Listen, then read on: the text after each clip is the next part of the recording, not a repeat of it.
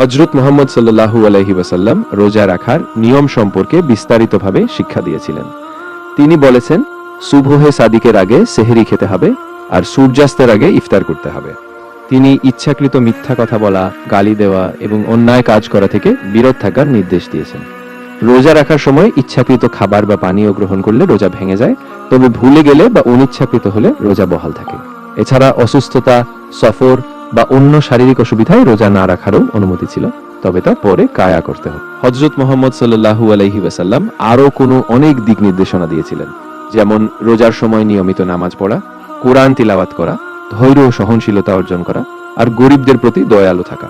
তিনি রোজাকে শুধুমাত্র পানাহার বর্জনই নয়, বরং মানসিক ও নৈতিক চরিত্র উন্নতির মাধ্যম হিসেবেও দেখিয়েছেন, যাতে একজন ব্যক্তি আল্লাহর নিকটে বেশি কাছাকাছি যেতে পারে। রোজার আরও কিছু বিশেষ ফজিলতও আছে।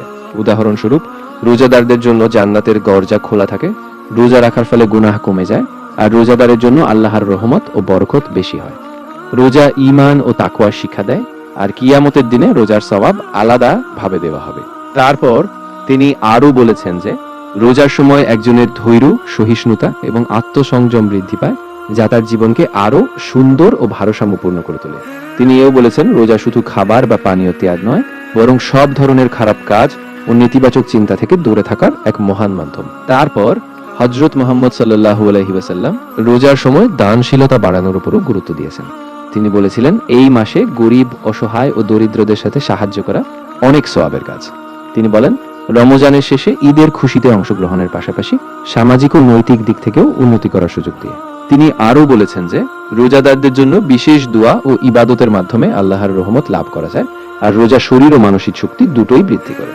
তিনি আরও শিক্ষা দিয়েছিলেন যে রোজা মানুষের আল্লাহর প্রতি ভক্তি, কৃতজ্ঞতা এবং আত্মশুদ্ধির এক অনন্য মাধ্যম, যা তাকে কেবল ধর্মীয়ভাবে নয়, বরং সামাজিকভাবে ও উন্নত চরিত্রের অধিকারী করে তোলে।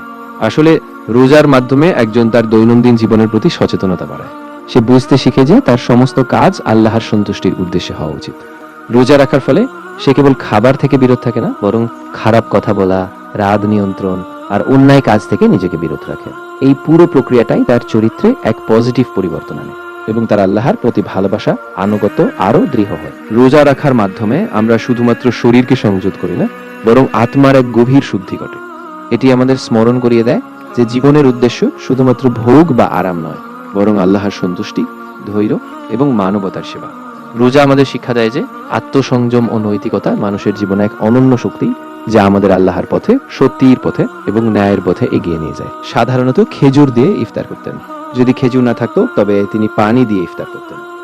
তিনি অল্প পরিমাণে ইফতার করতেন যেন শরীরে হালকা থাকে, এবং এরপর তিনি নামাজ পড়ে দোয়া ও ইবাদতে সময় দিতেন। তিনি ইফতারের আগে একটু দোয়া করতেন এবং পুরো পরিবারের সঙ্গে ইফতারের আনন্দ ভাগ করে নিতেন।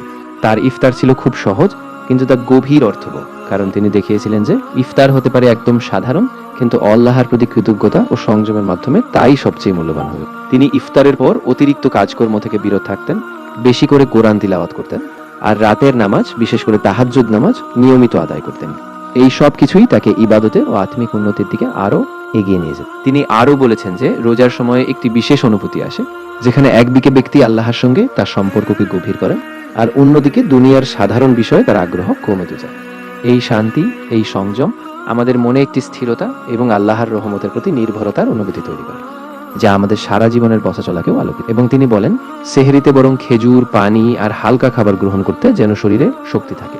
এটি রোজার একটি গুরুত্বপূর্ণ অংশ, কারণ এটি দেহকে সারাদিন শক্তি প্রদান করে।